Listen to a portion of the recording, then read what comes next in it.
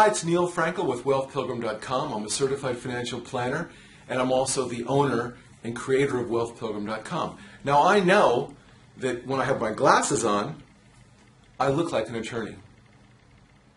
But I'm not an attorney. So even though we're going to talk about the living trust, the family trust, I want to give you information so you can ask good questions and you can understand it.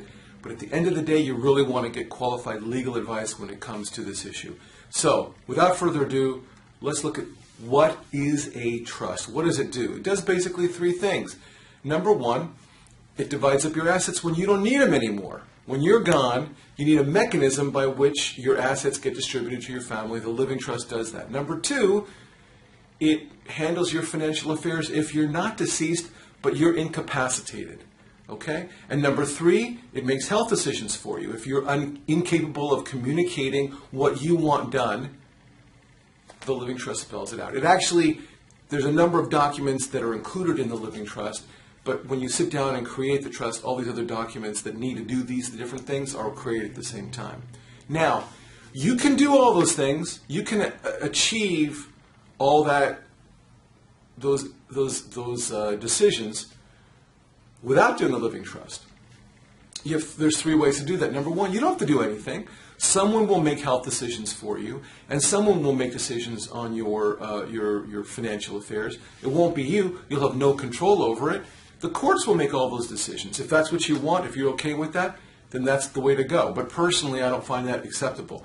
Number two, you can set up a will, health power of attorney, and limited power of attorney, and that would basically cover those issues.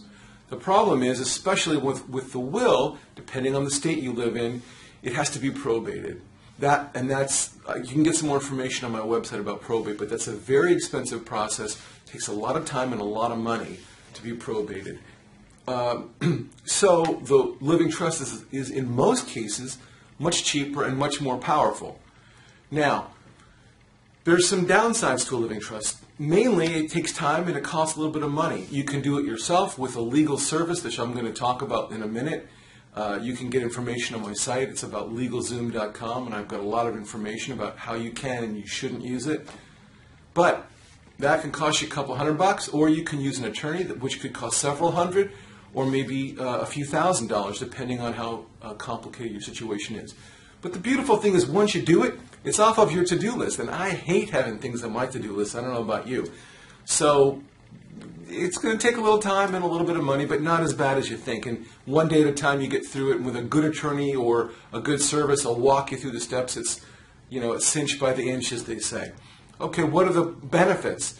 Number one, it protects your family. You are setting up someone who is going to make decisions about your assets and your health that you've decided who cares about you and your family. And that's a huge benefit. Number two, depending on your estate tax situation, it could save you a lot of money, hundreds of thousands of dollars, maybe millions of dollars, depending on your situation. Now, this also depends on the estate taxes that are in place at the time of your death, and that changes all the time. Number three, and most important, what I love is it's going to save you a lot of time, and it's going to keep money out of the lawyers' pockets and out of the government's pockets. I love that idea. Okay? It's quick, easy, inexpensive, and very powerful. Now, bottom line is it gives you control over your health decisions, and it gives you control over your money. So I like it. Now, if you want more information, you can go to my website and read this post, and there's links to other things about LegalZoom. It's an option that you might want to consider. It's not for everybody, but it could be very good for many people. For some people, maybe for you. I don't know. There's other resources on the site. If you go to the search bar and click, put in estate taxes or living trust, there's a lot of resources there for you. Now, if you want to be kept up to date with all this information, go over to my website, WealthPilgrim.com, and please sign up for a free subscription. You get a weekly digest of all the articles that I've written, plus you get a great course on investing. So it's free, it's a good resource. You get to hear from me once a week at least, and I know that's invaluable to you. So please come over to the site and sign up. I look forward to connecting with you. Okay, again, I'm Neil Frankel with wealthpilgrim.com. You can connect with me on Twitter or Facebook. I look forward to hearing from you. Please shoot me an email with your questions. I really want to hear from you. Let me know what you think about this issue of family trust, what's your experience been. And again, I'm wishing you the best of luck, and I look forward to connecting with you. Thanks.